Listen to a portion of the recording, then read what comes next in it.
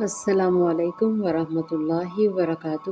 آج ہم سورۃ الکہف کی آیت مبارکہ 11 کو تجوید کے ساتھ سمجھتے ہیں۔ آغاز کرتے ہیں۔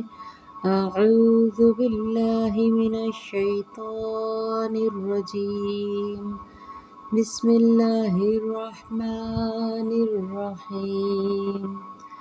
فضربنا على آذانهم غرب واد ہے مستعلیہ پڑھا جائے گا، رب با پر جزم قلقلہ کیا جائے گا۔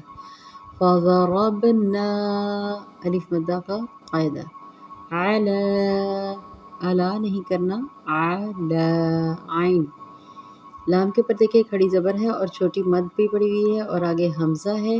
اس کا مطلب ہے یہاں پہ مد منفصل کا قاعدہ لگے گا جسے ہم 3 حرکات تک کھینچ کے پڑھتے ہیں۔ فضربنا على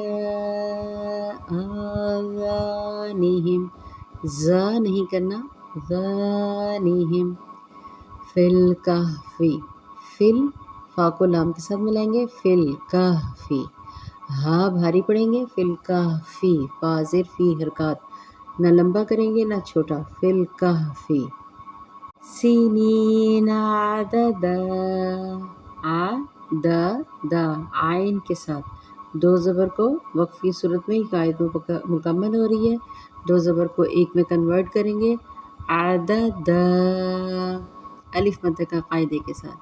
فضربنا على آذانهم في الكهف سنين عددا یا مدہ کی مقدار کو پورا کیجیے گا، سنین عددا۔